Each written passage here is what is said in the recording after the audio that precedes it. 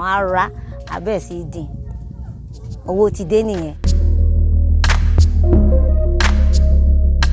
Hi, welcome back to this episode. My name is Folake Laode from FolakeLaode.com.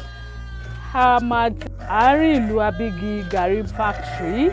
I'm about to explore the Garri factory, so come with me, let's explore together.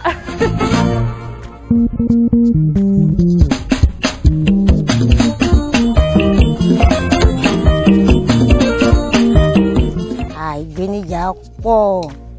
Ṣé rí bá ṣe ń bẹ yín sìn? Àtàǹsì wà tó jẹ́ pé bá ṣe gbálẹ̀ yìí a lè lo 3 days ká má rẹ̀ ní bẹ́. Ó já wa nìkan bá ti ṣe ń bẹ yẹn. Tá bá ti bẹ́ tán sìn, a kó sínú ibi tá máa ti lọ, a lọ pẹ̀lú engine. Tó bá di ọjọ́ kejì, a páàkì sínú sag. Tó bá di bí ọjọ́ kẹrin, a bẹ̀rẹ̀ sí dín. Tó bá ṣe gbé dé látòkò tó bá ti wú yẹn, a máa gbé wọ́n máa gbà sílẹ̀ báyìí, a máa bẹ́. Tá bá ti bẹ́, a máa bomi, a máa fọ̀. Tá bá ti fọ̀ tán, tó bá di nírọ̀lẹ́, tó bá ti bẹ́ tán, a máa rín, a máa kó sínú engine. Tó bá dẹ̀ ti rín tán, tó bá di ọjọ́ kejì, a máa páàkì sínú sag. Tá bá ti páàkì sínú sag, a máa kó igi lé pẹ̀lú okùn, a máa press ẹ̀. Tó bá di bí ọjọ́ kẹrin, a máa dáná sínú drum, a máa dín. Bó ṣe dín náà lélẹ́yìí. Engine náà la máa fi rá o. Bó ṣe dín náà ló máa ṣe dín. Kò ní kan méjì tán máa ṣe ju pé wọ́n máa ṣe bó ṣe ra síta ń sìn. Bí pé oòrùn ràn lé ní ìsìn, wọ́n máa ra síta. Bó tó bá jẹ́ pé ẹ̀nà àpò yẹn a máa ra síta. Torí pé kó tètè gbẹ. No, kì í ṣe pé a máa press ẹ̀ pẹ̀lú press. A lè gbé omi tó wà lára rẹ̀, a lè gbẹ. Torí tí ò bá ti rìn kò ní fine. Torí la ṣe máa ń press. Tá bá ti press gbogbo omi tó bá wà lára ẹ̀ ó máa dry. Tá bá dẹ̀ ti padà kó sínú ẹ̀rọ. Tá bá kó sínú ẹ̀rọ á rà á bẹ̀rẹ̀ sí dín. Owó ti dé nìyẹn. Okay, after tí wọ́n bẹ tán lọ́rùn yẹn ń sìn, òun lélẹ̀ náà gbá síbí báyìí. So ilé yìí ń sìn, wọ́n yìí máa tún ṣàn. Tán bá ṣàn tán sìn, bí wọ́n máa ṣe rìn lélẹ̀. Òun náà kó síbí báyìí. Tán bá ti wá rìn tán yẹn, èmi inú ẹ̀ wọ́n á filẹ̀ báyìí. Wọ́n máa filẹ̀ báyìí kó romi. So after tó bá romi yẹn tán, wọ́n á fa sínú àpò. Náwọn àpò yẹn lélẹ̀. So after tán bá kó sínú àpò yẹn sìn, tó bá di the second day, àwọn á kógi sórí ẹ̀.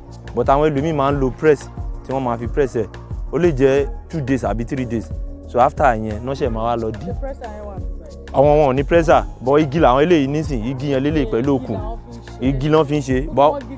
Àwọn igi gbangba yẹn náà máa gbé sí orí ẹ̀. But àwọn ẹlòmíì wọ́n máa ní pressure yẹn. Tó bá jẹ́ pressure yẹn sìn, tán bá press ẹ̀ nírọ̀lẹ́ yìí, ọ̀la wọ́n lè dín. So gbogbo omi inú ẹ̀ yẹn ló máa dry. Tó máa heavy àbí. Bọ́n máa ṣe lélẹ̀. Ẹ ti rí nsìn, ẹ rí pé nẹ́ẹ̀tì lélẹ̀ yìí sìn. Pé tójò bá ṣe ń rọ̀ sí, omi yẹn ò ní gbẹ nú ẹ̀. No, ó máa gbẹ. Wọ́n máa fi nǹkan kan. Wọ́n á fi nǹkan cover ẹ̀ lórí. Ok, ẹ máa da nylon bò. Wọ́n máa da nylon dúró so that omi yẹn ò ní lè wọ inú ẹ̀. Wọ́n máa da. Èmi wọ́n lè fi ṣe kúkúrú. Kúkúrú yẹn tó bá máa ṣe, wọ́n máa rẹ̀ yẹn, wọ́n máa sókè yẹn sínú omi ẹni. Tó bá ti sókè yẹn sínú omi, ó lè lo 5 days. Ó máa soft. Tó bá ti soft, wọ́n á padà, wọ́n á kó sínú bag. Wọ́n á press bá ṣe press ilé, wọ́n á sa sínú oòrùn. Wọ́n á padà tó á dín bá ṣe dín ilé yìí náà. Kúkúrú yẹn.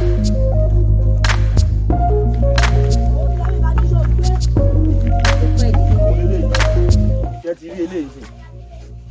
After tí wọ́n ra lélẹ̀, tí wọ́n fi ẹ̀rọ yẹn, wọ́n máa tún fi rá padà again. Òun náà ń dín lọ́wọ́ yìí. After tí wọ́n di tán, ṣé ẹ wo màdámì bó ṣe yọ sí ìkókó ẹ̀ lélẹ̀. Òun náà ń yọ̀ lọ́wọ́ yìí. Ok, tán jọ kúrò. Wọ́n jọ kúrò náà làwọn eléyìí. Eléyìí sì wọ́n máa tún. Eléyìí náà sì tán bá lọ sí má dàbí lẹ́kùn tẹ̀ ń béèrè lẹ́ẹ̀kan yẹn. Lẹ́kùn gangan lélẹ́yìí, eléyìí náà máa ń pè ní lẹ́kùn, wọ́n máa dín, ó máa gbẹ gan. Ẹ jàre.